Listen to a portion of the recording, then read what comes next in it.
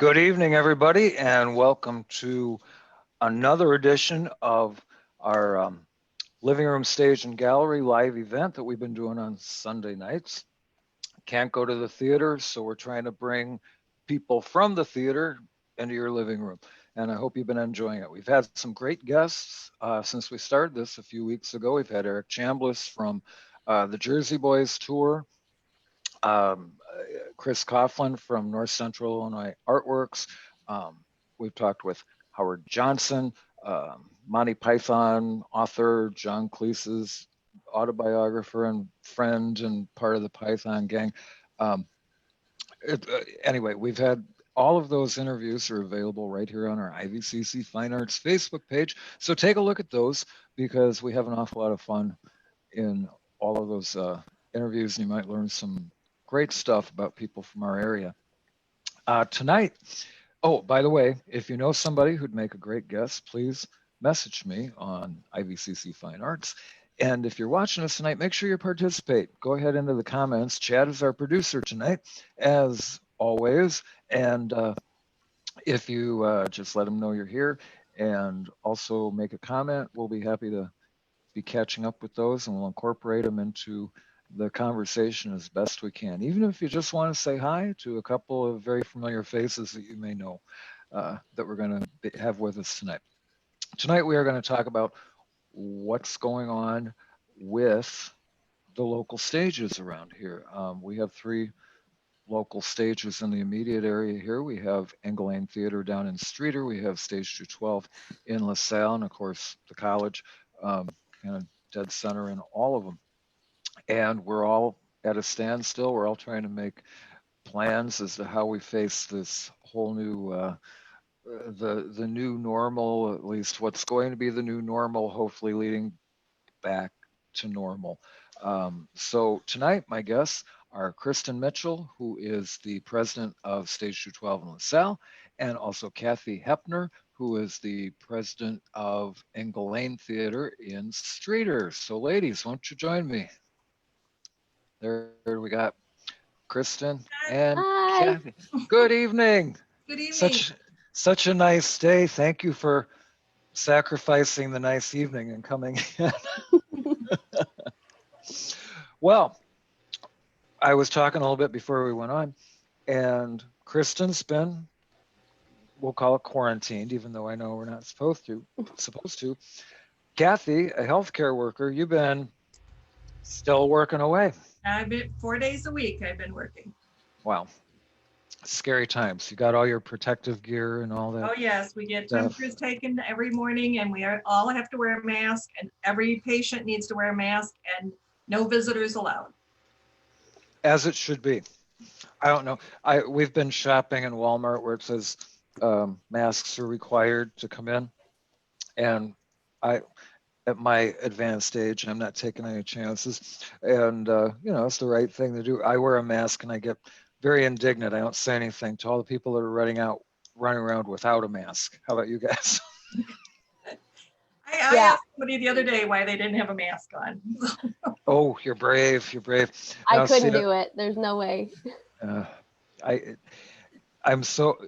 realize that there's been violence against employees, some of it pretty severe around the country. We went to Menards the other day because, of course, it's home improvement, you know, palooza around here. And they have a Pinkerton guard there. Oh, yeah. So, yeah. Yeah, we were there twice last weekend. So yeah, I think that's a great way to enforce what we should be doing. That's not really that big of an inconvenience. All right, here we are, stuck with theaters with empty seats, which we always hate to see, and even sadder, empty stages because we can't rehearse because there's not going to be an audience because of the whole COVID-19 thing. And even though we're in phase 3, I think we're a long way from being to the point where we can pack those people in a safe and sane manner. We're going to talk about that coming up a little bit. But I wanted to start with a little bit of a history lesson for those of you who maybe aren't aware of how long some of these organizations have been around, or what they do. And ladies, before I forget, like I did a couple weeks ago, until the very end, I know on your web you both have a website. Um, the arts are hurting right now everywhere, financially. And is there a way to make contributions on both of your websites to your Yes, theaters? there is. If you go to stage212.org, right on the home page, there's a little update about kind of what's happening with our season, and then underneath that, there's a spot where you can make a donation as well. Kathy? Yeah, on our website also, englelane.org. Okay. Easy to remember. All right. Don't forget, we all are in this together. And remember, it's the people in the arts that are keeping you entertained over and over and over online during this whole thing. So make sure we're all still around when we're all able to fill the theaters again. All right, Kathy, let's start with you with Engle Lane Theater. Is it Engle Lane Players or Engle Lane Theater? I've heard It's both. actually Community Players of Streator, and it's Okay. the reason it's called Engle Lane, and it's Engle. It's not Eagle, it's Engle. Back in 1958 was our first show, and Donna Peterson was a drama teacher at Streator High School and wanted to put on a play. That's what she wanted to do. And Connie Engle donated a warehouse. It was actually a barn. And the first show was put on in 1958, and people sat on bales of hay in the barn. And so affectionately, our theater is called The Barn in memory of that. And then over the years, it evolved, and now we have a beautiful facility and, state of the art, everything. So, but it started out as a barn. And you folks have already faced adversity. How many years ago was that? It was when the tornado? 2010. We had a tornado that came right through and ripped off the roof of our theater. Did severe damage. We had to rebuild from that. We actually had to revamp a lot of things to make it up to code that weren't up to code. So It was kind of a blessing in disguise at the time. Right. This is what our theater looks like now. I mean, this is after years and years of redoing it. But is any of this the original warehouse structure? No. That was all new. Okay. Yeah, but it's affectionately known as the barn from people that have been here for many years. Okay. Now, after the tornado, I know you had a lot of work and fundraising ahead of you. You actually wound up with a fly gallery, didn't you? Stuff you didn't have before. You got an improvement out of it, right? Right. That's why I said a lot of things actually, it was kind of a blessing in disguise. Things came up to code. We made some changes that we needed to. Not that we really wanted the tornado to make us do that, but we did a lot of improvements and hoping we can bounce back from this little event now too. Right. We have a couple. We have a lot of pictures, but let's take a look at a couple of your show pictures that we got here. Chad can put some of that stuff up. What do you got there, Chad? We'll just take a look and talk about them as they go. Okay, that's No Time Recently. That was actually Godspell, and that was back in, oh my goodness, I don't know what year that was, but I recognize the people in it. But that was one of the versions of Godspell that we did. Okay, all right, and popular show. We should have probably another picture here of something that I've lost my screen. Chad, you've got, oh, I see it right there, Godspell. We'll see what, that was Joseph and the Amazing Technicolor Dreamcoat. Okay, how long ago was this about? Oh my goodness, I've got the list here in front of me, but I can go through it quickly to see. Whatever it was, it sold like crazy, right? Yes, it did. My very first show was back in 1981 is when I started. So. All right. You've been around a while. Actually, Godspell, that first picture of Godspell was the same year, 1981. Okay. Oh, and look at this. Now that I see my list here on the side, I can see that was 1981. I could have solved that for you. Looks Oh, like that it's was somewhere. Hairspray. That was a Uh, big hit. And you probably recognize some of the people. Some people from Peru were in that. Yes, absolutely. I think Emily Hank is in there. Well, Emily Pytel now. She does a lot Yes, of our actually, shows. I played Emily's mother in that Did show. you? Yes, I was the crazy mom. And so She was Penny, right, or yes, something like yeah, I that. was Yeah. Penny's mom, and that was We such a fun show.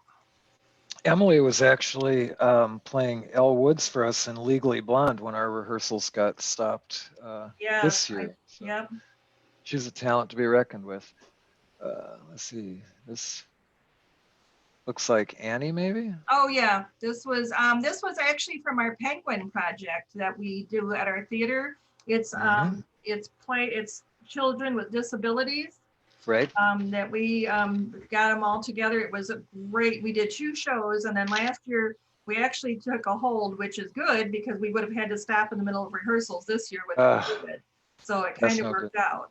This is a great project that Yeah. you do, and I'm very, very, very, very familiar with Andrew Morgan from Peoria because I had my theater in Peoria for 20 years. Yes.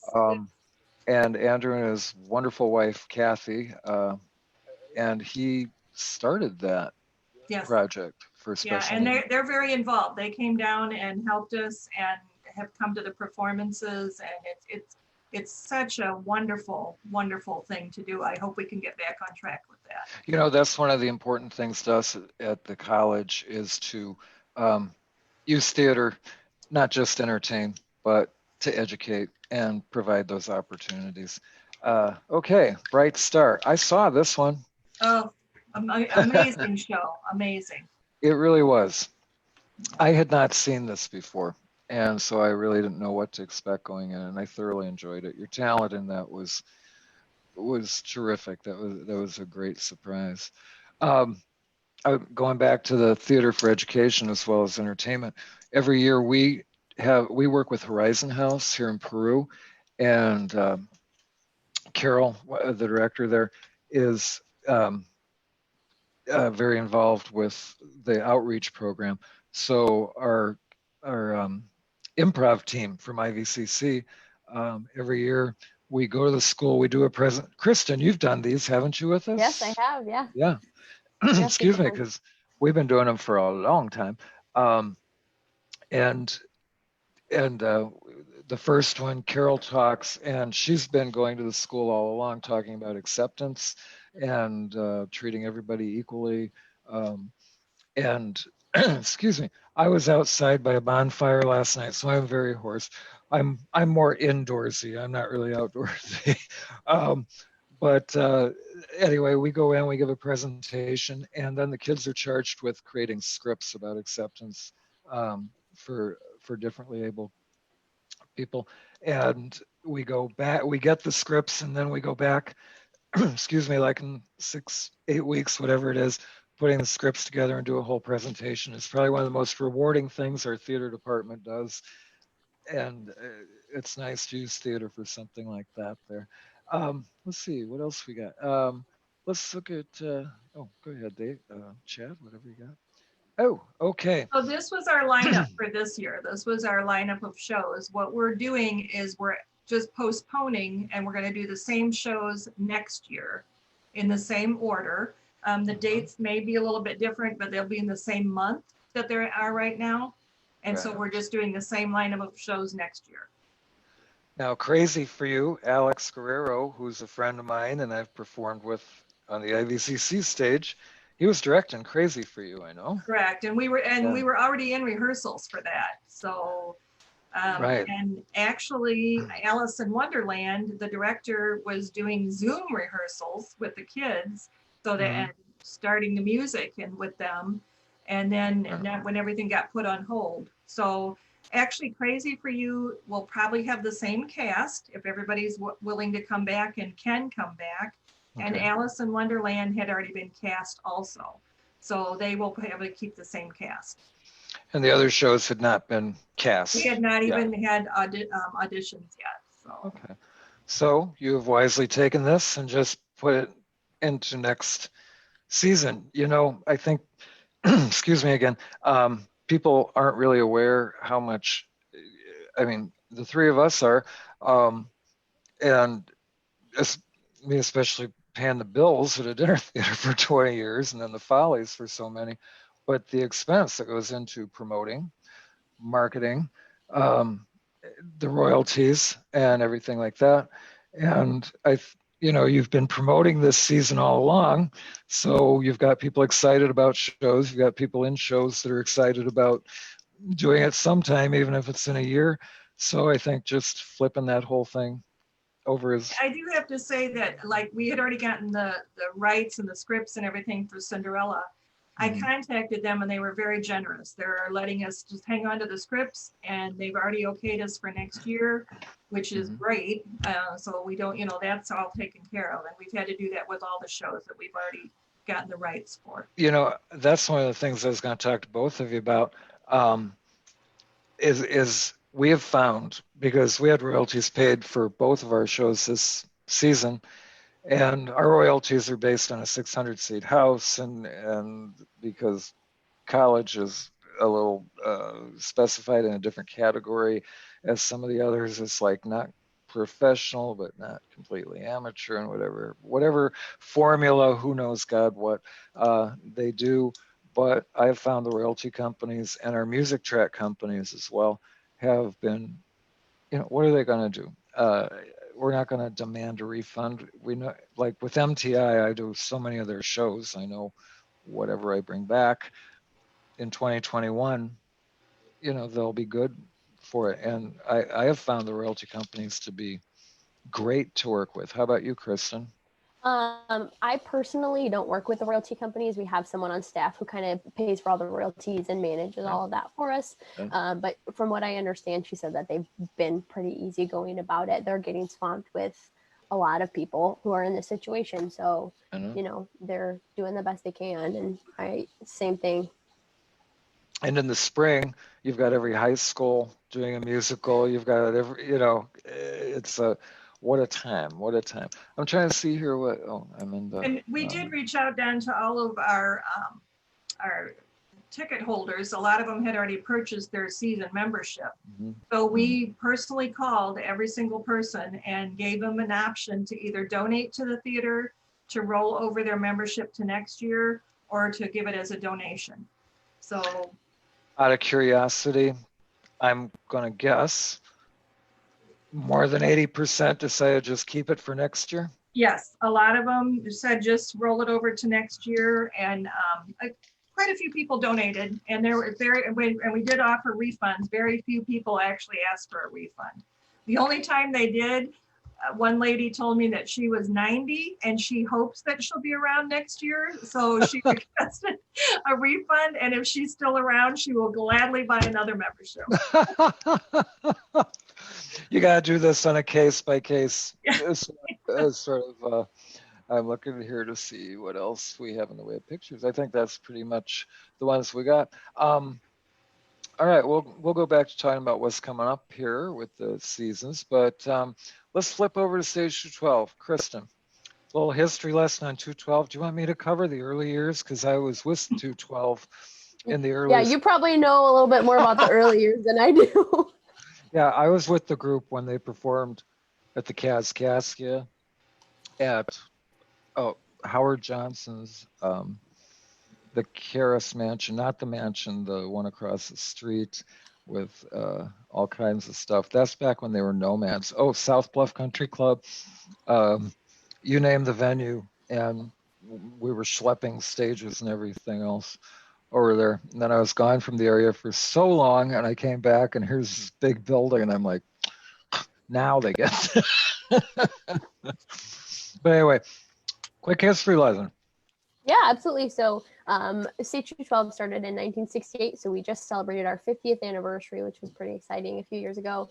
It started just a bunch of people kind of wanted to do a community theater summer camp, and it eventually morphed into something bigger, and now we're the organization we are today. It initially started in Spring Valley. The address at that location was 212 West St. Paul Street. So that is where we got our name, Stage 212. it moved to First Street in LaSalle Mhm. in the 80s, 70s. I can't remember exactly. We were not in the location we are right now. We were just down the road at the Dom Ballroom. The Dome Ballroom. I always say it wrong. Well, that's because there's no E on the say end it of wrong. it. There was no E. It was DOM. Yes. So Yeah. the ballroom was down the street, and then in the 90s we got. I think that could have been the last place that I did a show with 212, and they were there quite a while after that. So, yeah, that was your final destination before the new one. Yeah. Yes, yeah. So now we're on 700 First Street. And that's our building right there, the Robert D. Manahan Center. Right. All right. And we have pictures for you too. Let's see what you got here. Mostly recent. Let's go back to the Dome Ballroom. That's what we're talking about. Dome Ballroom. And I actually drove up from Peoria to see this show. This is the original chorus line, right? Yes. Yeah. So we reprised that in 2017. It was really cool. We had a night where a lot of the cast members from this show came and met up with the cast members that were in it in 2017. So it was a really cool experience. Peoria Players did that too. And huge. I think they did it 3 times. So they brought back 2 old casts, plus, so the whole stage was full. All right, coming up here, we got, looks like. This was Amadeus. I just grabbed a kind of a whole shot of the cast. This was in 2011. That was one of the oldest pictures I found from within the decade. Right. Yeah. Well, I recognize Alejandro there. He does an awful lot used to do an awful lot of stuff with us at the college. Yeah. We share a lot of people between the 3 of us here. Yeah. For sure. Yes, we do. Okay, Dixie Swim Club, I bet. Yes. So this one we did in 2013, and then the authors of this actually have another show, or they write a lot of shows, but they did Always a Bridesmaid, which was in 2015, and that's where I met Kathy, was in that show. We were in that together. That show together, yeah. We're good friends with Karen Lessman. And so I was very aware. I was doing a show of my own at the time. I couldn't make it down, but we're live. Okay. What else we got here? This was a newspaper article. As you can see, it kind of looks like it's from a newspaper of the Rainmaker in 2014. So I tried to get a wide variety of people when I was looking for old pictures, and one of the gentlemen on the far left actually was one of our active members who had passed away within the past 10 years as well, and I was in a show with him, so that's kind of why this one stuck out to me. Who is that? I knew I was gonna get asked, and I forgot his name. That's okay. Oh, it's embarrassing. No. I could tell you stories about people that say, I was in a show you directed, and I'm like, really? And they'll tell me the show, and I'm like, did I direct that? What else we got here? This was To Kill a Mockingbird.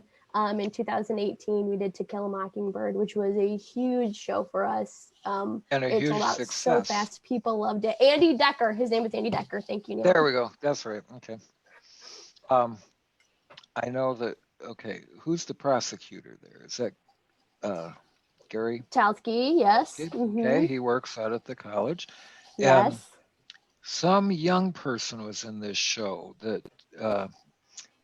Mary. You may not. No. Anyway, a young lady that has come out and done a couple shows with us when we need young people, and this is all she talks about. This was a highlight for her, and I heard it was a really terrific show. Oh, there's Larry. Yeah. Yes. The gal who played Scout is my niece. I don't know if that's who you were talking about, but that show means a lot to her. Yeah, it would because and it's an important show too. It is. It's a huge show. And there's Miss Kathy in Kitchen Witches. That was from last year. And Reed Thomason's in that one too. I know he is out at the college right now. He is. He did Elf for us last year, and Adam Moldaker played Igor for us in Young Frankenstein. Yes. About I can't remember when that show was. 7 years ago. Okay. And I'm sorry, I was looking at the messages coming in. And we'll take a look at that a little bit.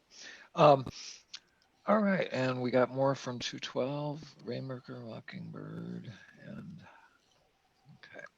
Oh, big cast. This was our 50th anniversary review. So, like I said, we just celebrated in 2018 our 50th year as Stage 212. This was the whole cast of that. We called it Take a Bow.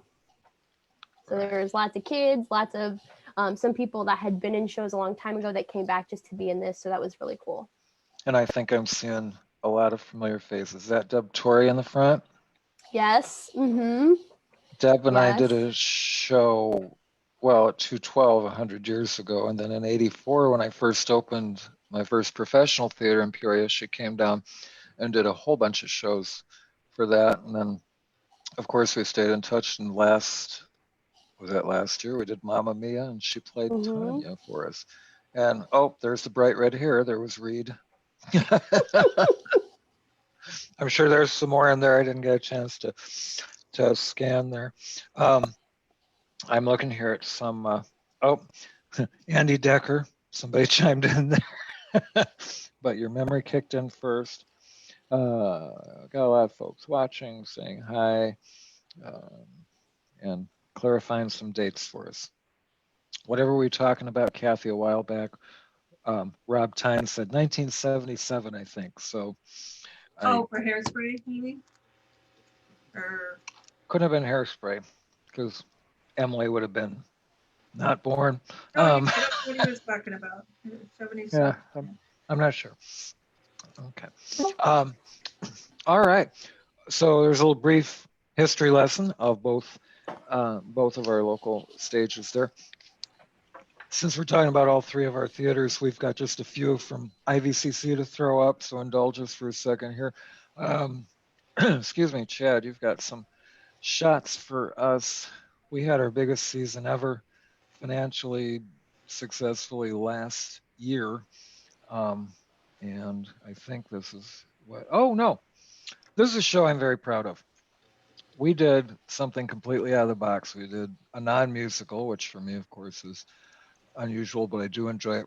This is Something Wicked, This Way Comes, the stage version. And Jake Jakelski there on the right played Satan, or a version of it, and that's Steve Seaborn there that played the father of the two boys. And this was a really magical show, and the audiences loved it. Great Halloween show, but I was very proud of that. And we have, let's see. Oh, that's not on my list. What else you got there, Chad? Well, take a look here. This is Sweet Charity. Every so often I like to throw in a oldie, but a goodie. And Sweet Charity just isn't done very often. So we decided to do this. This was the Rhythm of Life number. Noah up there on the top is still with us. Ashley Hurst there in the blue dress was Charity.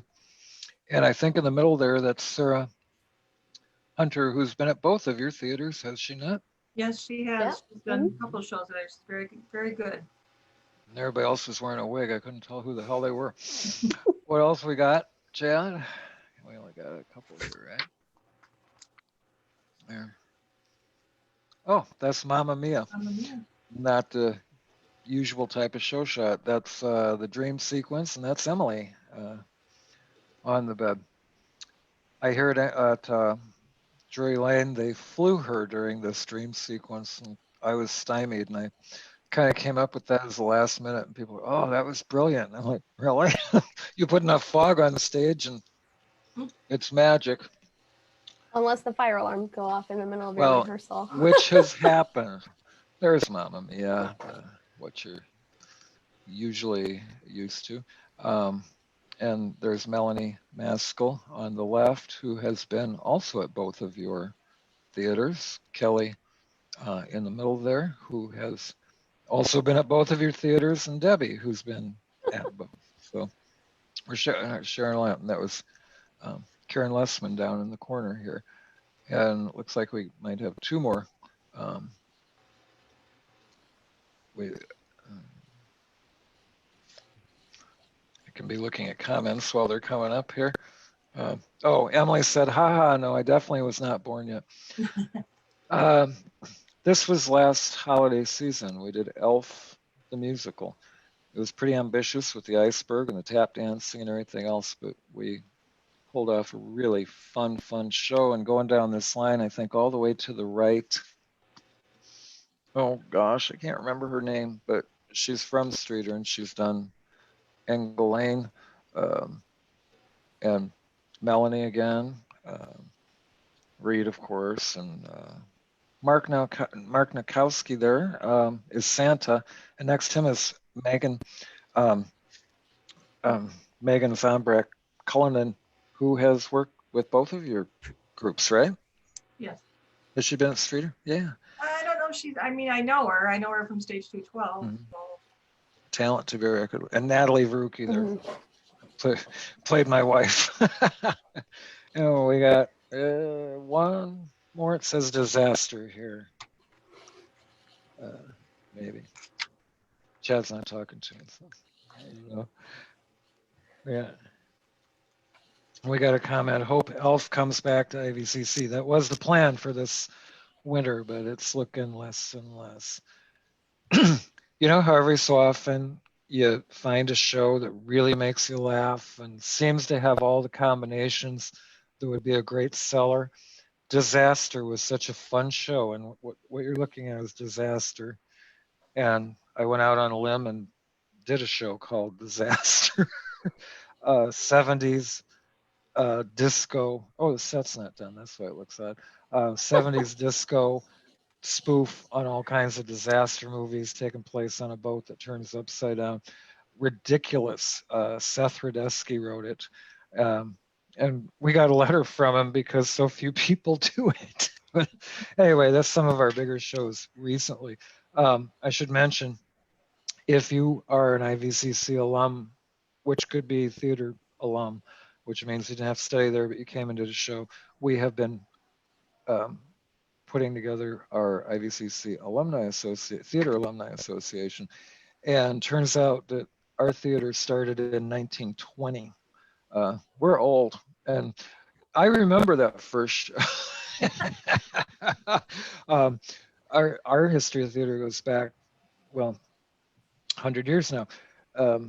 And we've been piecing it all together, but pretty much continuously theater's been happening out there in one form or another, when it was LPO College and then combined with the high school to help with their show, and then different directors. And I know my first show, there was no theater there, and we performed it at the Valley Theater, which is now apartment buildings.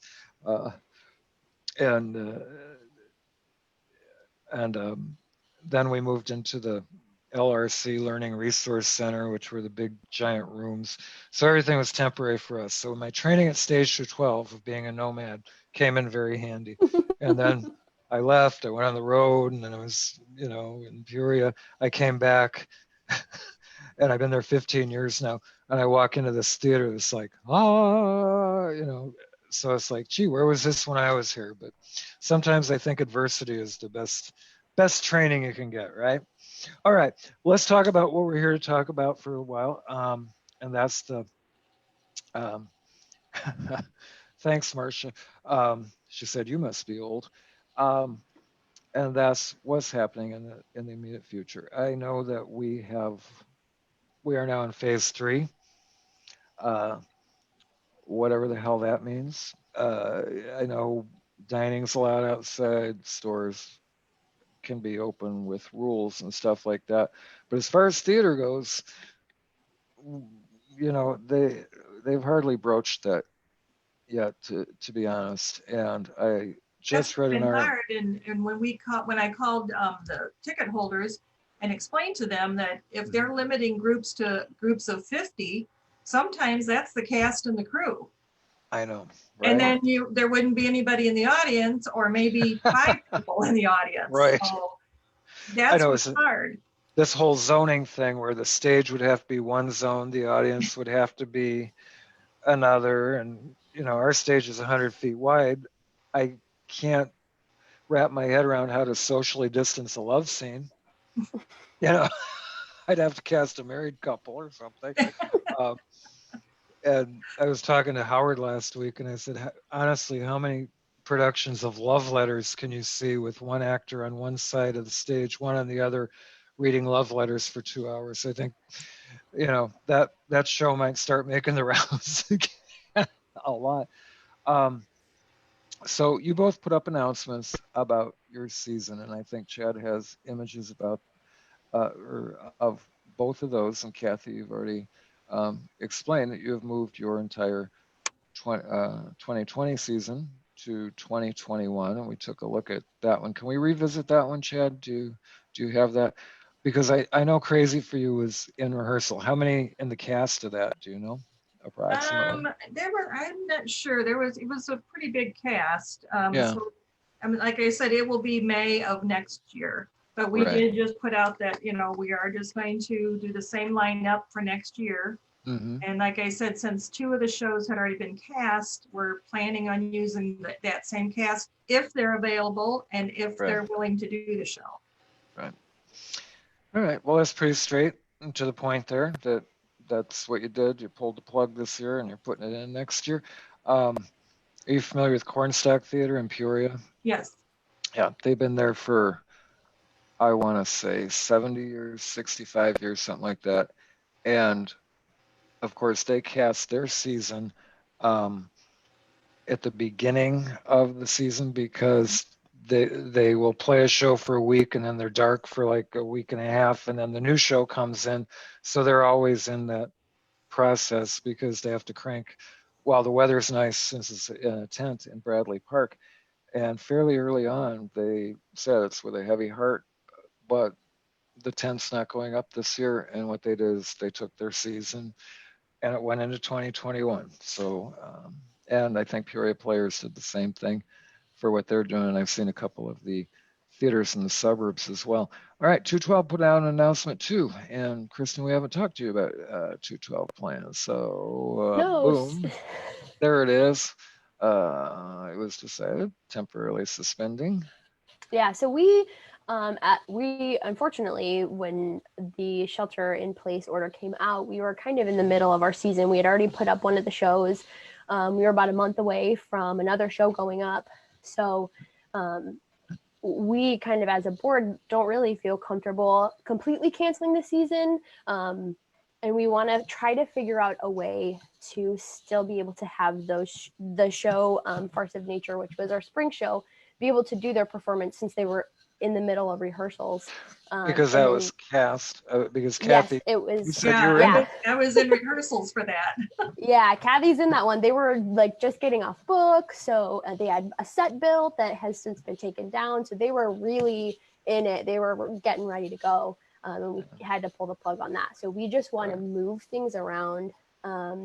We were hoping we'd still be able to do our summer production, which was Kiss Me Kate. We held virtual auditions, and we're going to do virtual music, kind of like Kathy was saying they were doing for the children's show, but we're just kind of postponing all of it. So that being said, it doesn't mean we won't move it all to next year.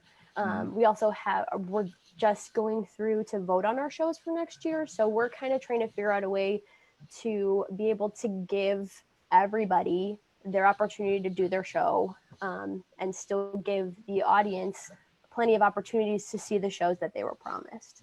Yeah, so that's what we're trying to do. This would make your voting easy. Yeah. You don't have to pick 4 or 5 shows. It's like, oh, we did this last year. It's done. Yeah. But even from a financial standpoint, if we can do more shows or have, just move our season back a little bit this year, we're less likely to take as big of a financial hit, which obviously is not the top priority. Safety is the top priority in our ticket holders in our community, but you got to consider all aspects. Well, I think all of us are in the same boat. Yes, we have to consider safety, the cast safety, and money. No, it shouldn't be the top priority, but we want to make sure we're around when we're able to do it in whatever manner it is. So that's why keeping a presence, which is what we're trying to do with this show and trying to entertain people online, is so important to people who are still staying at home, who have, the evenings are mostly free because there's no place to go. Has anybody been out to eat yet since we're We in do a lot phase two? of ordering out, picking it up and bringing it home. Yeah. Yeah, How we about you, haven't been out. Christin? No, especially we've got 2 little kids at home, and I'm not taking them out to sit outside. And no, it's not. Yeah, there's pros and cons. Some of the places that were set up for it in the first place, it's like, that's nice, but do I really want to sit in a parking lot? And going out is social, and yeah, we'll keep cooking and ordering in. I'm good with that for a while. Mm-hmm. Don, when you were talking about, we've been brainstorming, and I know we've got a board meeting coming up this week, and I've already been notified by a couple of people that are brainstorming on some fundraisers that we're hoping to maybe do something later in the year to keep the excitement going, to keep the theater going, and to maybe brainstorm and get some fundraising going too. Right. I'm kind of banking on history repeating itself after the Great Depression, after World War I, after World War II, after America had been through times of crisis, even after the Vietnam War. Entertainment boomed because people needed escapism. And with what's going on in the world now and the virus and everything else, as we come out of this, I think when we're all able, which I think revolves around getting a vaccine so that we all feel, confident to mingle again. But I'm hoping that everybody comes out, wants to take a breath of fresh air and go catch that electric excitement that you can only get from sitting in a theater and seeing live performers and seeing a live show. So I'm hoping that out of this adversity comes something positive for the entertainment world of all kinds. Well, that was encouraging when we called the ticket holders that so many of them said, oh, just put it towards next year. They're looking forward to coming back. They're looking forward to having something to go to. So they're not giving up on us. They're, looking forward to next year. Yeah, I think our season ticket holders as well, we get a lot of just a lot of support and a lot of loyalty, and it makes a huge difference, and it's so nice to hear that. It is, because I always say, without the audiences, there would be no reason for us to be there. There would be no reason to knock yourself out doing these shows. I'm scanning the comments here. There's getting a lot of likes and thumbs up on a comment that Joey Santos, also been on all 3 of our stages, made. He said, let's get the ultimate community theater production done, produced by all 3 organizations. That would be awesome. What do you think, gang? That would be quite the feat. I'm certainly, maybe that's it. Maybe that's what we do when we're done. After COVID-19 is over, that's the way to bring it all back. I'll produce. I'll be in the booth. Go for it. And then we got a lot of great idea. Marcia told me I'm old, and Kelly said I'm not old, I'm timeless. So I appreciate that. It's not old, it's called well seasoned. Yeah. Something like that. I had a terrible birthday this last one, a number that nobody in the entertainment industry wants to turn, but I did. Okay, I think that's most of it for Rob Tyne said earlier, it's very important to have an up-to-date inventory list for our community theaters, which was most important to make claims when tornado hit for insurance sake. So, it's important for all theaters. At IVCC, they go around with we have barcodes that are put on every single prop and piece of scenery, so they take inventory for us with a gun. When they put one on when they put one on my tap shoes, it's like, those are mine. So how much seating capacity do you have at Stage 212, Christin? We have 166 seats in stage 212 right now, or in the house right now. We have been doing fundraisers for a while to renovate so that we can get a bigger space. The seats that are in there, the whole house really hasn't been renovated since we got it in 1996 ish. So, and we sell out shows really fast. So just to be able to have some more seats, especially if we can't seat people right next to each other and squish them in like sardines, if you will, after this, you know, that's going to be a huge impact. So Yeah, that's a liability with a small. I always said, like with our cocktail theaters and stuff and the Follies, I'd rather have a small house that's full all the time than a cavern that's not. And here we are working with 600 seats for the theater, which we did fill last year twice. Kathy, how about capacity for you? Around 244. Okay, about 100 more than almost. And I mean, you know, we have a handicap seating, and you know, and Right. we do have a ramp in the back now to get into the theater. And now I know a while back when they were talking about percentages of how many people, because they were kicking around movie theaters and stuff as well. I think this type of talk has kind of died down, but they were saying you can only have 20% of your seating capacity spaced. And do you remember hearing anything about that?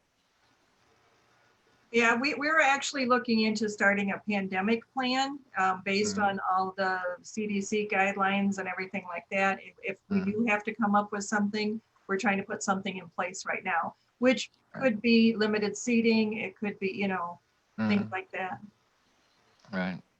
Christin, how about you guys? Did you kick that around? We've talked a little bit about, you know, roping off like every other row or every couple of seats or whatever it may be to keep stay within the guidelines, of course. And then even just with cleaning after every rehearsal, what needs to be cleaned after every show, what needs to be cleaned, keeping people out of the house so we don't have to clean it during rehearsals, only when we have performances and that kind of stuff. So it's just a lot to consider. And especially with the smaller space, you know, we may only be able to have 10, 15 people in there because there's just not enough room. Yeah. And then I know when we've taken shows over to the Karis Mansion, the big one from the college, that by fire codes, they have a certain capacity that you're allowed to have in there for the crowd, but that included the cast. So we had to always keep our casts as small as possible. So if they're including cast and crew in there, we know what that entails with people backstage and it's going to change a lot of things for the theater, like the meet and greet afterwards, and congratulating people, and you know, shaking hands and hugging. That's all going to change. I know. I think that's one of the things I miss most is hugging my friends.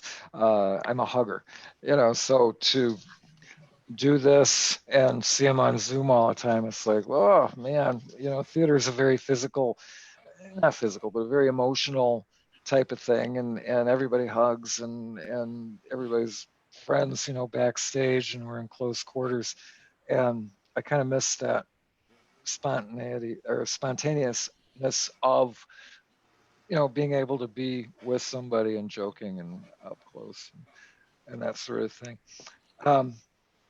Yeah, so we got these plans. I'm looking at my to-do list around the house as opposed to the questions we were.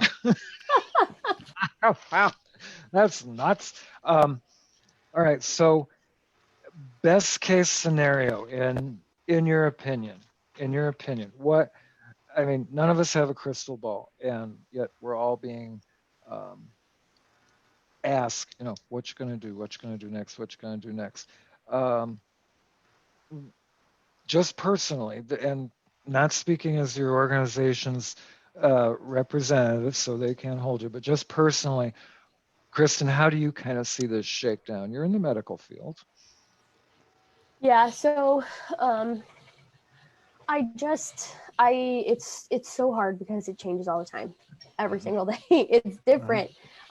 So I'm kind of nervous that now that we've gone to phase 3, we're going to take advantage of it a little bit and hop ourselves back into phase 2. And I'm not really thinking that much is going to happen throughout the state. changing through the end of the year. And there's a lot of talk, of course, about it coming back in the fall and, what have you. So I personally, as Christin Mitchell, not representing Stage 212, don't think anything's going to happen through the rest of the year anywhere. Right. I'm leaning that way. Kathy, how about you? Also in the medical field. Yeah, I'm with Christin. I don't see anything changing, and the state of the world right now with the riots and the protesting, and I mean, what's going to happen in 2 weeks? I mean, there's definitely been gatherings of more than 50 people, and it's tragic. It's tragic what's happened. I know. And I mean, it's kind of put the COVID on the back burner, which is sad because it's still there and it's still going to infect people. I know that it's like the news was COVID, and now it's like a footnote. But I noticed today they're saying more and more what you just said is with these thousands, literally thousands and thousands of people together in such close quarters. And as you look at the footage, it depends kind of where you're at. Chicago, they were wearing masks, a lot of them. In New York, a lot of them were wearing masks. Elsewhere, not so much. And, not everyone was wearing a mask in Chicago. Not everyone was wearing a mask in New York. But that's what I said. Are we going to have 2 spikes now? One from this, and then another one as we hit flu season again? As Don Zelmer, not representing IVCC, I fear, this year's a wash, I think. And Christin, what you said, slipping back to phase 2, I think it's entirely and it's so uncertain, and then nobody knows the future. I mean, we're making all these plans hoping things get better, but there's no guarantee, and there's no no medical proof of what's going to happen. It's just it's day by day, and it changes. I know, and new findings come out. I mean, when this started, I thought, gosh, what a great time to stop smoking. And then it came out that nicotine patches and smokers the nicotine attacks the virus somehow. And I asked a doctor friend about this, and they're like, yeah. And I'm like, I'll quit afterwards. But yeah, we don't even bring everybody down with this thing, but we're looking at the reality here, what's going on the community stages and how it's affecting all of us here. If you have questions, make sure you comment here. We got a little time left. Melanie Maskell said she definitely misses the hugs. And well, Joey's idea seems to be taking off here about all the community stages coming together and doing it. What do you two think of that? I think it's a great idea. If Joey wants to be in charge of it, I'm game. Not in my theater.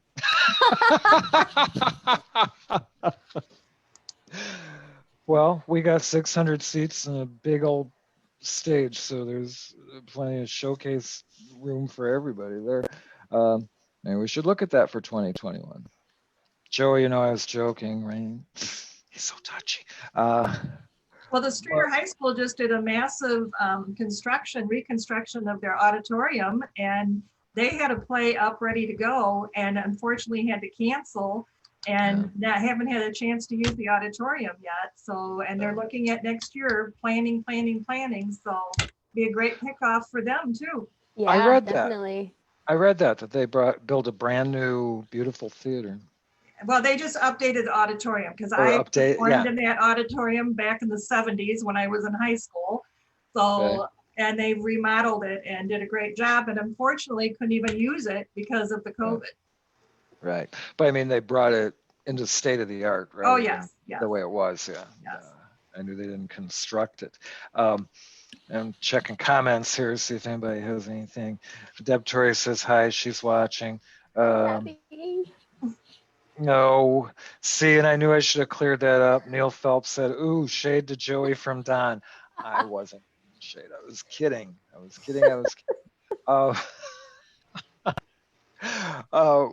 We did Broadway backwards last year. We had so much fun with that. Christin, you were in it for us. I was. Yeah, it was super fun. I miss performing. So it was a good time. We were going to bring that back. this fall, because it's like, ooh, Broadway Backwards Part 2, and we had so many people who had never been with us before that all joined in um, and joined us for the show and brought amazing ideas with them as well. And then, of course, we were going to do reprise Elf for the holiday season again with the same cast, and everybody was like, yeah, let's do that. And like I said, the college is pretty much making our decisions for us out there. I believe the plan now, they told me to be creative. So we'll see how creative I am. But we are, if it's a practical course, from David will correct me, he's in the den watching. If it's a practical course like welding or something like that, I think the maximum capacity is 8 to a class, and they have to have PPE and the instructor. Everything else is pretty much online for the fall, so that's been baptism by fire for anybody who teaches. Yeah, my daughter's supposed to start kindergarten in the fall, so we don't know what's going to happen, but I really hope she gets to actually go to a class and not have kindergarten on the Zoom. Oh God, yeah. You lucked out because she's your oldest, right? Yes, yeah. Yeah. So you didn't have to homeschool. Well, we homeschooled like a little bit of preschool, but Johnny did most of it because I'm not patient enough for that. I saw a post that said, homeschool's over, my kids are going to trade school, and all 3 of them are going to learn to be bartenders. And then I saw another one that said, I fear for the future, a bunch of kids that were homeschooled by day drinkers.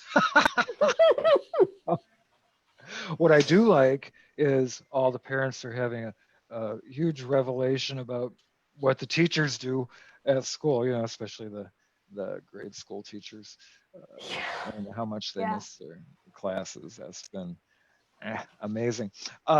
Here's where I think our gauge was, getting back to, what the future brings. I've been reading a lot of articles on, different areas, and Broadway, they were hoping to come, this is like maybe 2 weeks ago, they're coming back October after Labor Day. They just announced this week, see you in 2021.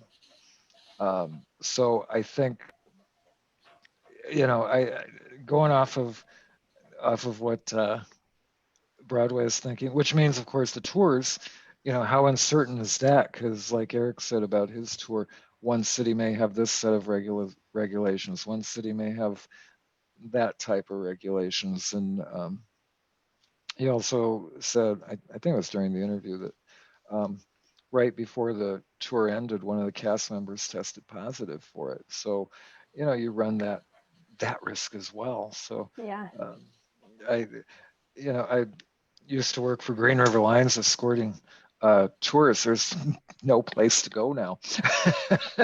And White Pines Dinner Theater up in Dixon, they filed bankruptcy. They said there's no way to, dig out of this. So hopefully that's sad. That's the last that we see of that. I saw an article today about the London Theatre Guild, and I don't remember what the acronym for that was, but they are turning to the government for assistance and how the government needs to help them. But people are very much for the smaller houses, but these giant houses that have these multi-gazillionaire producers like Andrew Lloyd Webber and stuff like that, they're like, we think you're going to be fine with those guys. Give it to the smaller theaters who need it, Anyway, so your royalty companies have all been good working with you, which I think is great. Christin, you said you might want to do more shows next year? Not necessarily more shows, but if we can't do the shows that we initially slated for this year, we may try to squeeze them in next year, or just find a creative way to be able to offer the shows to the people that had already started their productions this year, as well as the shows that were submitted for next year, because we did have directors submit shows that we're going to be voting on. So just kind of be able to give everybody their opportunities to do their show. And after this year, your budget could handle that, you think? I know some of the royalties have already been paid, and most of the shows that we had submitted for That next is year helpful. Yeah, yes, exactly. We've got some smaller shows, some smaller casts, which is helpful. You know, we'll do the best we can financially, and of course, if we are able to continue with our 2020 shows, that's less money we would have to potentially refund if we were still offering that.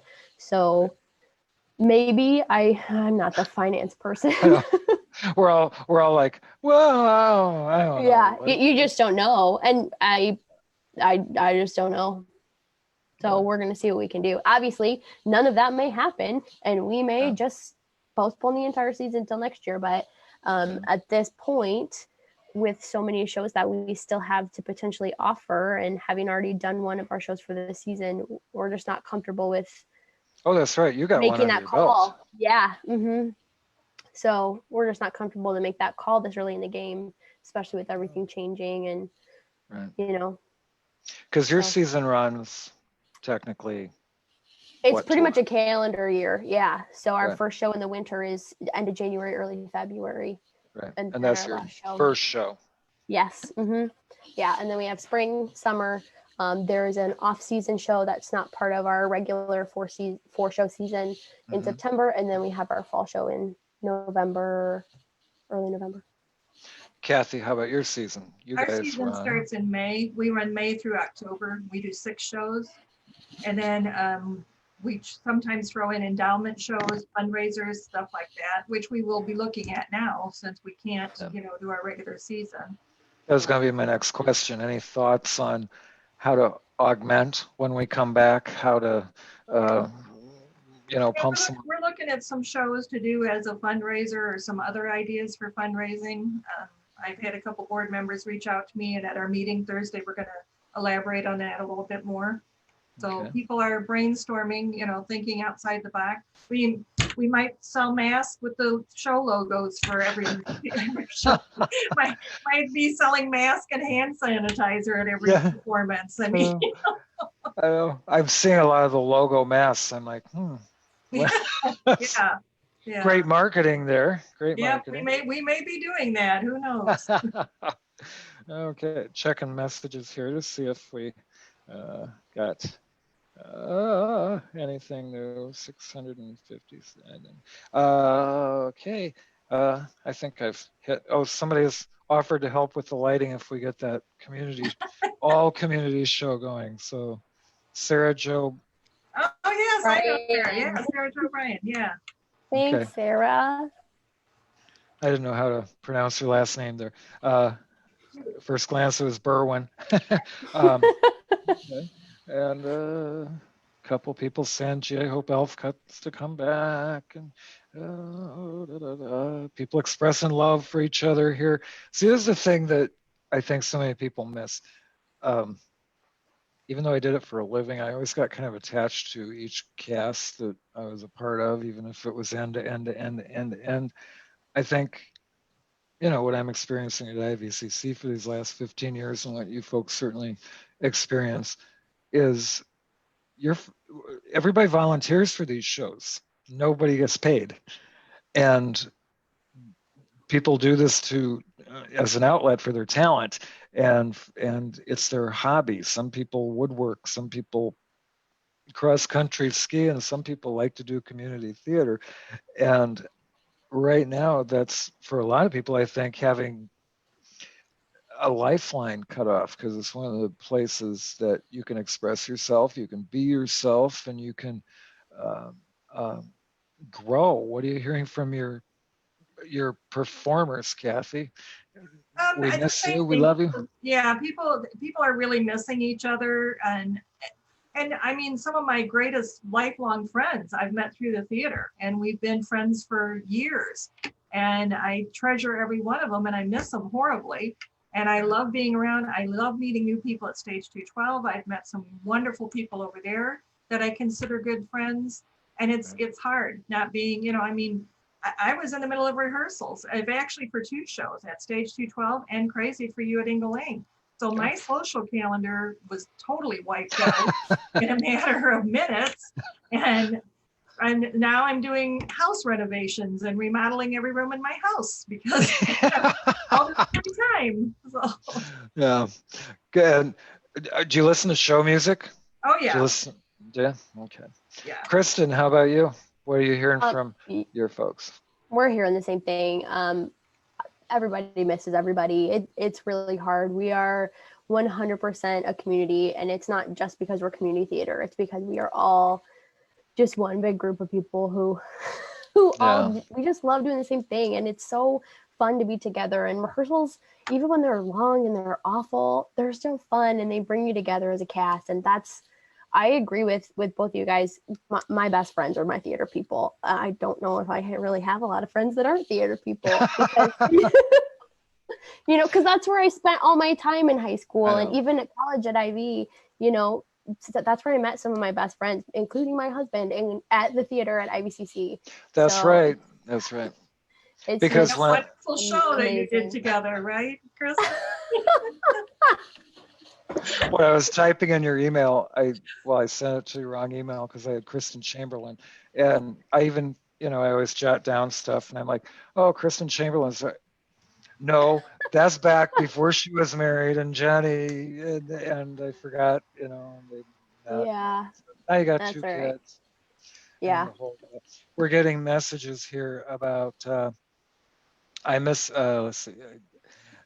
Karen Marie DiCarlo Brown with 4 names said, I miss my theater family so much. Yep, she was in rehearsals with us for Farce of Nature. She was in that. Okay. Ashley Hurst said, love you, Kathy. Us too. Message again from Karen, who said, totally remodel inside the house since I couldn't help with the set for our show.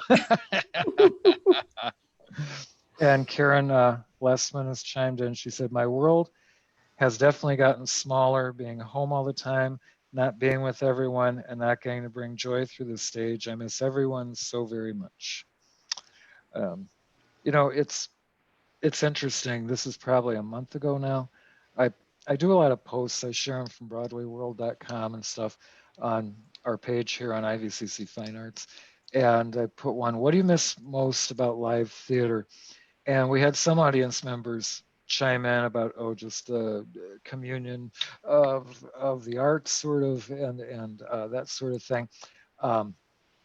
Really, nobody bitter, but I had so many comments on that. It's got to be, after this, scroll down, you'll find it.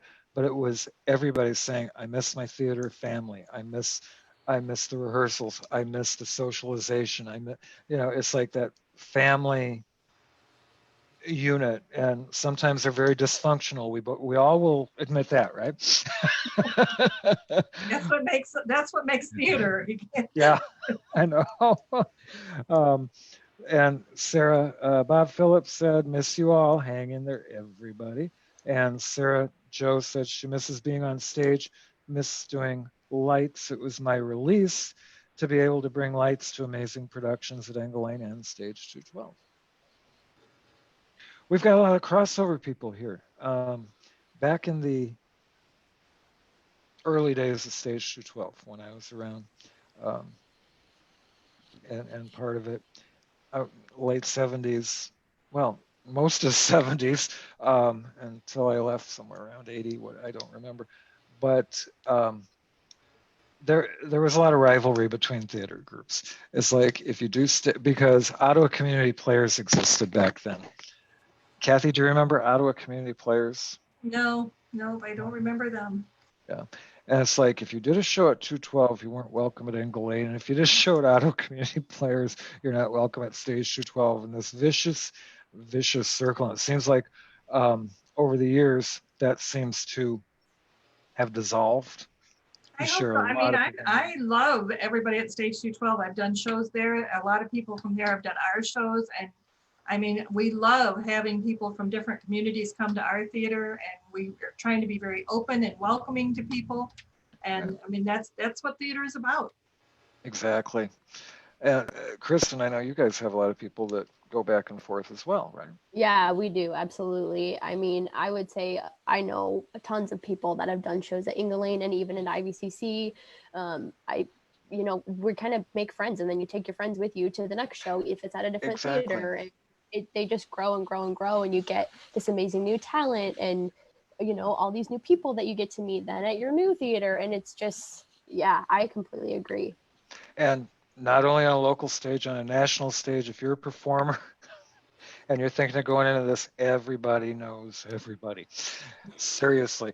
And so when you got a good reputation, everybody wants to work with you. So be nice. Everybody be nice with that. Melanie Maskell says she remembers Ottawa Community Players. My first community theater show was there with Deb Torrey. I think I did 1 or 2 shows there too. Brought that up last week and I didn't remember any of them. Aaron, thanks, Aaron.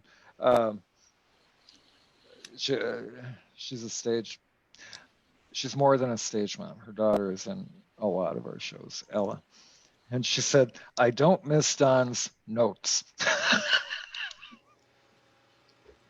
After every rehearsal, I got notes. After performances, I got notes. I'm sorry, it's just me.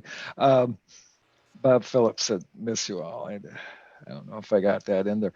I know at IVCC, we have people coming geographically. Like Mamma Mia, we had Seneca, Henry, Princeton, Earlville, Mendota, and beyond. So we had to really watch the weather for rehearsals because we were rehearsing in the winter. Geographically, Kathy, how about you? How big of an area? We've had everywhere. Henry, we've had people from Bloomington. We've had people from Princeton.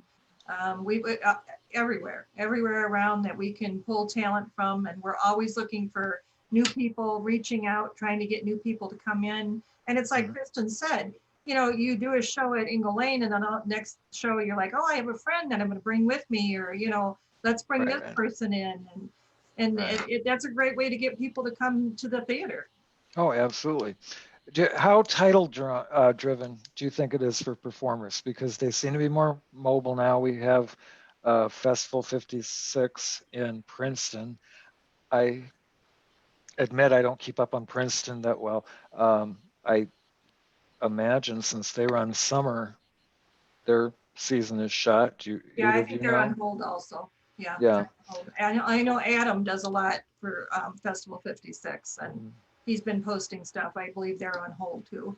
Yeah, because I thought their season started in the summer and went pretty intensely all the way through. So I don't know, if anybody knows, drop me a note here. What's going on with Festival 56? And I had a point. I just looked at somebody's. Erin clarified. She said, "I do miss your notes." And you were talking about titles, about people. Titles, right? Thank you. I know when we did Mamma Mia last year, I had so many people audition for it. It was amazing. Thankful because I wound up with what I felt was pretty much a perfect cast.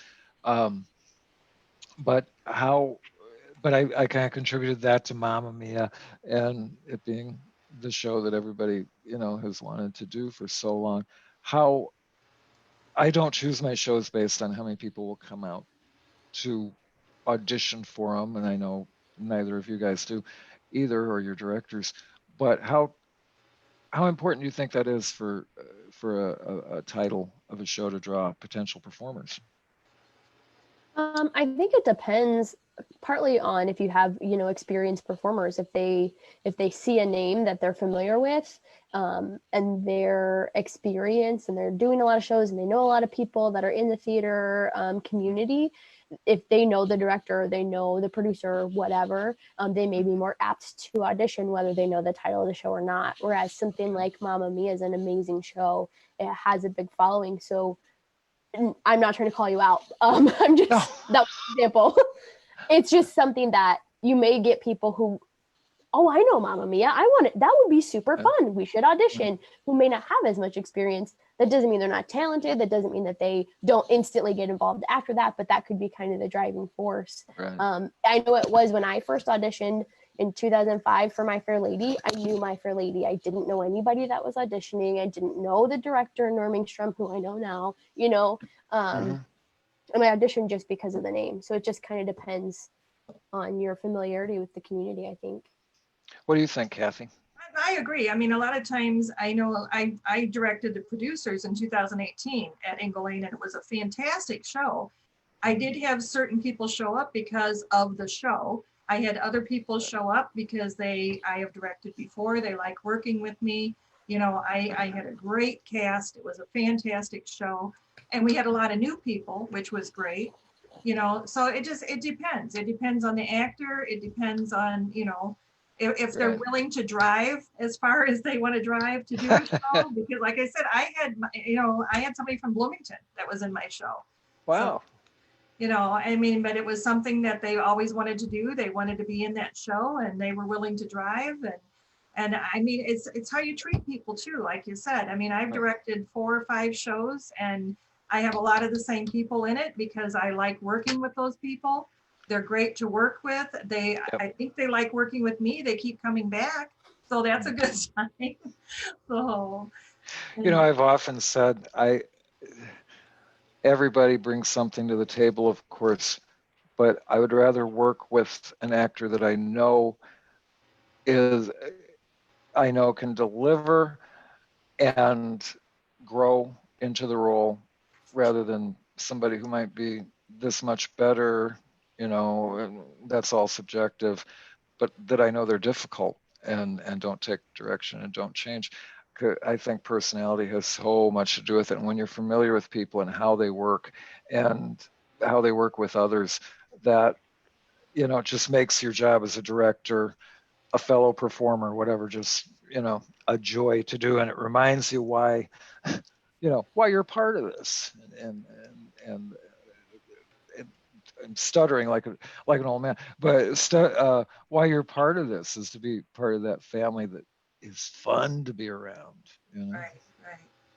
Yeah, when we did a chorus line, I know one of like the big themes kind of the summer was it was a lot of work. We had days where we were at rehearsal all day, kind of giving up our weekends and stuff because it was summer. And kind of the theme across it was one of the big songs, "What I Did for Love," because we all are in this because we love it. Like you said earlier, we're not getting paid to do this. Yeah, even that though pretty much. It's not fun. We're in it because we love it. Exactly. All right, Christin, you've been involved since 2005. Yeah, 2005. Yep. 15. And Kathy, you go 1981 was my 1981. All right. Yeah. And like I said, in high school, I was very involved in the theater program then. Engle Lane is all over the years, we've tried to work with Streator High School and Woodlawn High School to promote the theater. Right. And Streator High School has really taken off with their drama program. They've built it up tremendously. They've done a great job. They've gotten the kids involved. And like I said, they just went through this major renovation of the auditorium.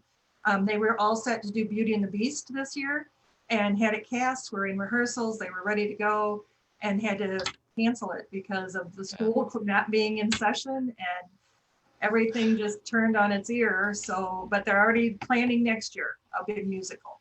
And you know, I say, Christin, can, if you remember back to Camelot or whatever shows you did with this back then, when you were at IVCC, even the most important shows, and of course they all are, but I always tell the cast, take it from somebody who has been around the block.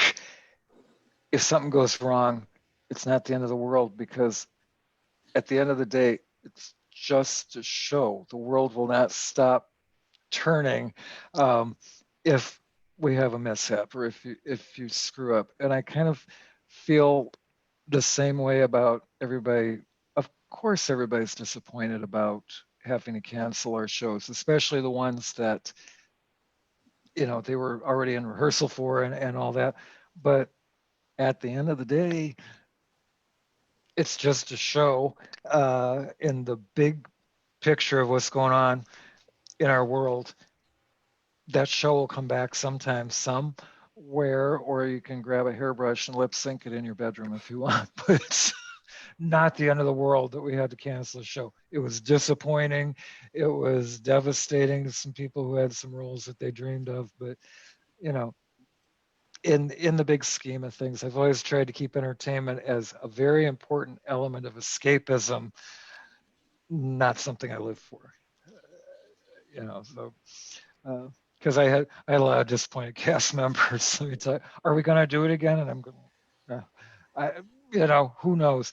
And our Yeah, liability, definitely. yeah, we're a 2-year college, so we might have theater majors, excuse me, for 2 years. Our community people that we have worked so hard to build in, there are constants now, but it used to be we were establishing a new audience every year basically. And it took so long to get our word out. I can't tell you how many times I heard people say, "Oh, you guys do shows at IVCC?" Is it a bunch of college kids jumping it around like after the high school show is a college show or whatever? And we keep surprising them. So we finally have built a loyal type of audience out there. All right, so looks like we're getting ready to wrap up here, but once again, give us your website for Stage 212, Christin, where you can go on and donate or buy a season ticket for next year, whatever that season is. Yeah, so our website is stage212, that's the numbers 212.org. We also have a Facebook page, which is just stage212, and then an Instagram at stage212. You can follow us for all of our updates when we finally tell you what's happening with the rest of the year and next year. Okay, and Kathy? Our website is Engle Lane. It's ENGLE lane.org. And we also have a Facebook page, and then we have been posting pictures of old shows, and we had our cast of Bright Star actually did a Zoom sing-along. The Sun Is Gonna Shine Again. If you get a chance to see that, it's on YouTube. It's amazing. So check it out. I'm pretty sure it's posted on our page here. So oh, good. Scroll down, because I'm pretty sure we shared that. If not, we'll do it right after the broadcast. But I meant to, if I didn't. Ladies, please, both in the comments of this when we wrap up, put your websites and your Facebook pages so anybody who may not be a member of either organization and is interested can visit those. So just when we sign off tonight, we'll go ahead and add those. We'll end us on a little lighter note. How's that? I've been playing the COVID quiz with with my guests, just because, you know, we're all here for the same reasons, kind of a downer. I'm looking at see if I've missed any comments here. We're very high tech. I'm on my phone here. Let's see. Ella misses my notes. Deb's replying to Melanie that she was a baby. Oh, because she remembered OCP. Her first community theater show was with Deb Torrey. Deb said, "You were a baby." And Melanie said, "I was 14. And Megan Zombrat Cullinan was our music director for ELF and for, was also in ELF and for Legally Blonde. And she said, "Even people will come from out of state, Philistini, who will come back to do a show." You guys know that name? Yep. Yeah. She used to work for us at the Follies. Gee, that was nice. All right. So we talked a little bit before we started on the air here. Kathy is in healthcare, but home every evening, and you work 4 days a week. So there's been no place to go except to work and home. Christin, with 2 little ones, and her husband, you've been in quarantine. Yes, yeah, I've been furloughed since the end of April, and then my husband, he's a personal trainer, so gyms were closed in the middle of March, so he's been home since March. Okay, so based on that, and Christin, some of these may or may not apply since you have kids, but no, one will. Kathy, do you have pets? Cats, dogs? I have a dog. A dog? Okay. What are they thinking with you being around the house all the time, or your significant other being around the house all the time? They think somebody got fired, or what do you think they're thinking? Actually, my husband and her are home all day together. So when she sees me home, she gets a little excited to see somebody new, I think. But he also spoils her rotten, and they share a lot of sweets during the day. So Oh. she's probably afraid I'm going to probably get some of the sweets. So. I keep saying our kiddies think that we both lost our jobs and our minds because we're rattling around the house. All right, Christin, what do you think your littlest one is thinking with you being home all the time? Honestly, I think she loves it. The problem is I am not grandma or nana, so she's used to being with my mom or my mother-in-law while we're at work. And moms are great, but they're not grandparents. Yeah. So she loves it for the most part, though. I just became a grandpa almost a year ago, so yeah, we kind of you like we're down you with always, that. Yeah, it's fine. Yeah. All right. Back to you, Kathy. Now you said you've been remodeling your house, so I may be surprised with this answer. What project did you promise you would do at the start of this stay-at-home order that you haven't done? Oh my gosh, I didn't promise anything, but we had an addition put on our house. So my husband has been finishing up that. I moved my office into this room where I'm at now, totally remodeled. Today, I finished painting a bedroom that I'm totally ripped the carpet up in there. I painted in there. I'm getting ready to put a new floor down. So wow. I'm doing a lot of projects that I haven't had time to do. And one thing leads to another. I walk in a room and I'm like, okay, this is going. And I just start ripping into it. What I flipped to a little bit ago was my to-do list of stuff. That's like grout and all this. I've been picking the things that, don't boggle me. I've got to put 2 new doors on, and I'm holding off on that. Christin, what did you think you'd get done that you didn't? Where should I start? No, the big thing that I wanted to do was paint or get new cabinets in our kitchen, and we didn't do that. Put new floors, like kitchen remodel, didn't do any of that. Paint the downstairs bathroom, didn't do that. Rip up the carpet in the living room, didn't do that. I'll be right over, Christin. I can do all that for you. Yeah. Kathy, do you know how to hang doors? One bathroom. We're working on it. That's the next thing. We're hanging doors. I've hung curtains. My husband built a closet. We put shelves in. Like I said, I ripped up carpet. I painted today. All right. I can put in ceiling fans too if you need that done. Oh, see, I'm scared of that. I'm a little scared of that. I've seen too much. Well, we have a friend, a good friend, who retired from teaching first grade for 40 years. And it was in Mendota, and she had 2 ceiling fans that blew blades across the room. So I'm like, all right, ours are good as long as they stick together. So I don't know about that. All right, we'll start with you, Christin. What has seemed longer, because you're home all day, what has seemed longer to you, the days or the weeks? The days. Absolutely the days. I feel like the weeks are flying by. I can't believe that I've been home for over a month, and yet I feel like every single day is the longest day of my life. How about you, Kathy? I'm still working, so like I said, nothing's really changed for me. Probably the weeks, because I'm still at work and I can't wait for the week to be done so I can get to the week. So the weeks have been the longest. I'm kind of like Christin. I find the weeks are going by very quickly and my days not so much, even though they're full. All of a sudden it's like, oh, is it Saturday already?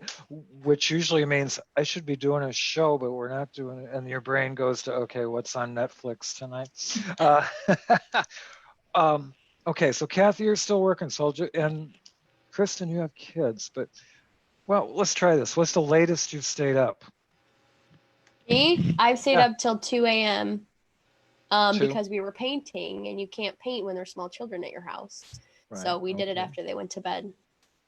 Kathy, on a day probably midnight for me, but usually I'm in bed about 9:30 because I get up at 5:30. So. Oh, okay. But so I get up at 5:30 and it makes for a long day. So. Yeah. But on the weekends, I'm up till midnight or later.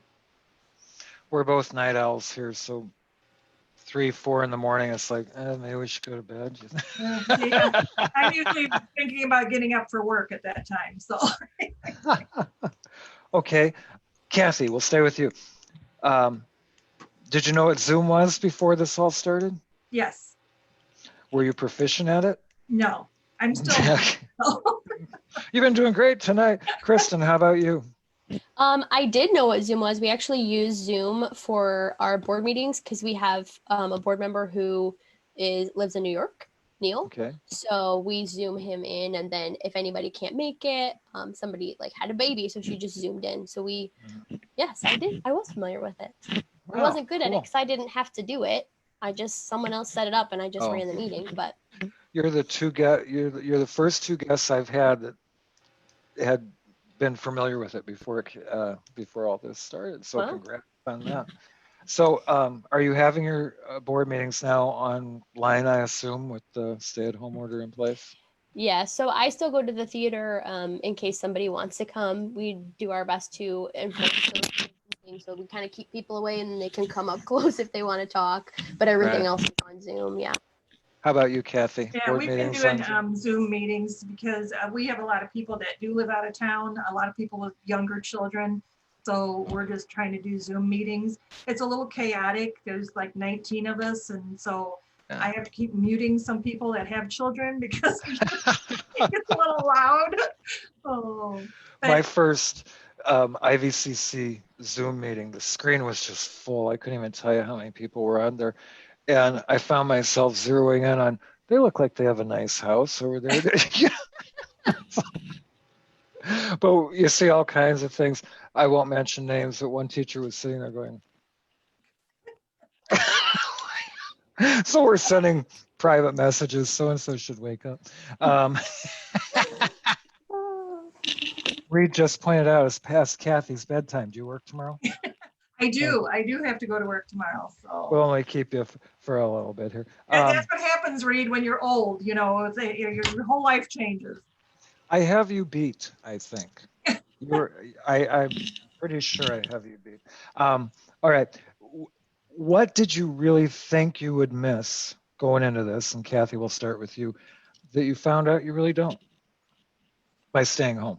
I don't know, maybe just being so busy. I mean, my calendar was so full between work and rehearsals and sometimes double rehearsals, and I'm enjoying being home. I mean, I'm busy. I come home from work, I start right in doing something, but I'm enjoying being home in the evening. Great. Christin, what did you think you were really going to miss, but you found out, not so much? Honestly, I can't Speaking think of as a anything mother that I thought I would miss. Because I knew I would miss my drive to work, and I missed that. I didn't think that I would miss carting my children everywhere, and I don't. Yeah. So, we're going to gymnastics, and we're going to school, and we're going to grandma's, and it's just insanity. So I honestly am loving not having to do anything. Okay, cool. All right. Have you discovered a series that you suggest a binge on? We found Unbreakable Kimmy Schmidt. I know it's been on for years. Love it. So good. Great show. How about you, Kathy? Have you discovered any? I don't have time to sit and watch TV. I mean, I'm always busy. If I'm home, I'm doing something. It's very hard for me to sit and watch TV for a long time. Yeah. I got to be up and moving. My husband gets so mad at me because we'll be watching something and it's like 5 minutes into it, it's like, oh, I got to go do something. I got to. And he's in charge of the remote and he watches really dumb things. So I don't. I try to keep the remote by me because. I think every TV should have dual remote. I think it should be an automatic thing built in. Every TV should have dual remotes, his and hers. So. Well, I know I'm in the vast minority, but I hate home improvement shows. Well, House Hunters and stuff. It's like, oh, we could never live here. The walls are off. Right. Like, and I just want to reach through. And I also wonder what two 27-year-olds do that their budget is 1.6. Well, my husband's not enjoying me being home because every conversation starts with, I've been thinking, which means that it is some kind of a project. I'm like, I've been thinking about. My daughter just had a baby, a year ago in 2 weeks here. And she went into lockdown beginning of or end of February because, you know, new baby and all that stuff. And she's been having the groceries delivered and stuff. And we haven't seen our grandson since then. We'll be driving down for his birthday and socially distancing, however the hell that works with a kid. But Christin, we'll call you for some tips there. Yeah, but yeah, it's been tough. TV binge, Christin? So my husband and I always watch The Office. That's just what we turn on when we're doing anything. But Yep. during quarantine, I would say I started watching Schitt's Creek, which is a fantastic show. Kathy, do you watch Schitt's Creek? I started watching it, and like I said, I don't sit and watch TV. That one, you know what? Have a martini or something. Watch that. I started watching it. I did start watching it. It was great. But it is, Christin. Thank you for bringing that up. So good. I started my second round of watching through the seasons like last week, but then I got Hulu, so I could watch How I Met Your Mother. So I'm just watching shows I've seen before. Okay. We subscribe to Broadway HD. Do either of you have that? No. Where they stream the live Broadway shows. Mm-hmm. They've had the same stuff on for so long, but they finally just started updating. And we found a series, it's British, it's called The Show That Goes Wrong. And it's a group of community players that put on a live play on TV every week. And, you know, this is all set up. And everything that could go wrong could possibly go wrong. Have you seen The Play That Goes Wrong? Have you seen that? This is what it's based on. Oh my gosh, it's hilarious. I saw it in Chicago. Okay. See, I wanted to see that so bad. And your sides hurt from laughing so much. I believe it. I believe it because this show that it's based on is just hysterical. But Schitt's Creek, number one. I'm really liking that. Last question. Did you watch The Tiger King? No. No. Christin? Yes. In our house, it was divided. David hated it.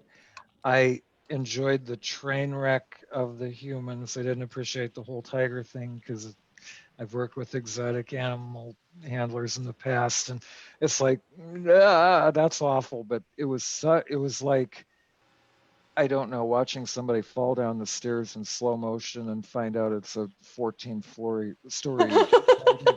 I don't know. That's a great description. Isn't it? And so, Kathy, I know you'll have no opinion on this, but Christin, did that bitch Carol Baskin kill her husband?